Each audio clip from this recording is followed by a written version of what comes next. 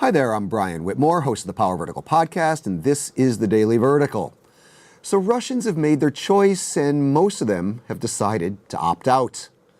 For the first time in post-Soviet history, a majority of Russian voters decided to stay home rather than cast a ballot in a federal election.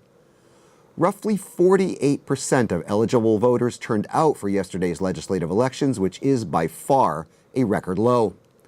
In the past 6 elections, the average turnout was over 60%. In Moscow, less than 30% voted according to preliminary figures. In St. Petersburg, it was less than 20%. This will be a Duma of the minority. And this, I think, is the most important takeaway from yesterday's vote.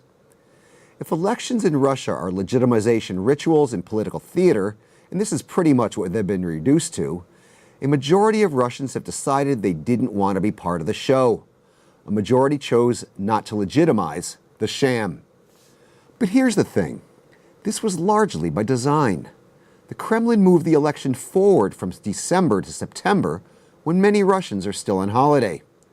The campaign season was shorter and received less attention than in the past. The Kremlin wanted a boring election that nobody cared about, and they got what they wanted. And what this means is that Vladimir Putin's regime appears to be moving away from elections, even fixed elections, as their primary means of legitimization. It looks like Putin is abandoning electoral authoritarianism and replacing it with good old-fashioned authoritarianism. Keep telling me what you think in the comments section, on the Power Vertical's Twitter feed, and on our Facebook page. I'm Brian Whitmore, and that was the Daily Vertical.